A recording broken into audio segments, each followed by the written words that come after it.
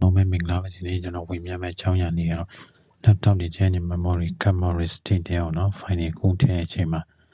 file is too large for the destination file system ဆိုတဲ့ဟာမျိုး error message နဲ့ပြဖို့အမြင်ပို့ပါလိမ့်မယ်အဲ့လိုပြရင် file တွေကူးမရတဲ့ပြဿနာကိုဖြေရှင်းနည်းလေးဖြစ်ပါတယ်ကူးမရတဲ့ memory stick ကိုပေါ့နော် right click ထောက် property ဆိုနေပါ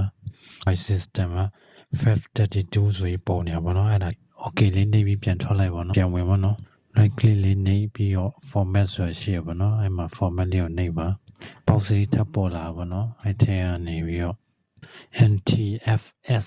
လေးကိုတွေ့ပါမယ်အကောင့်လေးကိုရွေးပေးလိုက်ပါပြီးရင်အောက်က quick format ဆိုတာနေရာမှာလည်းအဆိုအမှန်ချင်းလေးရွေးပေးလိုက်ပါတော့တက်ကိုနှိပ်ပါ okay လေးနှိပ်ပေးလိုက်ရုံပါပဲပြီးရင်တို့ပြီးရတီစောင်းပါနော်ပြီးရင် format complete ဆိုရင် okay ကြာလာလိမ့်မယ်အဲ့ဒါ okay လေးနှိပ်လိုက်ပါ okay နှိပ်ပြီး cross နှိပ်ပြီးတော့ပိတ်လို့ရပါပြီformat လေးချပြီးဆိုကျွန်တော်တို့တကယ်ကူးလို့မရလက်တွေ့စမ်းကြည့်အောင်ခုဆိုရင် copy လုပ်ပြီး memory card ရ paste ပြန်ချလာပါနော်ကူးလို့ရတော့ရဖြစ်ပါတယ်လို့တော့ memory stick တွေ memory card တွေမှာဒီ FAT32 system သုံးထားလို့ပေါ့နော်ဒီ file size ကြီးတာဒီ file ရမ်းများတဲ့ဆိုရင်ကိုယ်ရင်ဆိုဒီလို error မျိုးတွေ့ရပါတော့အဲကြောင့်ကျွန်တော် NTFS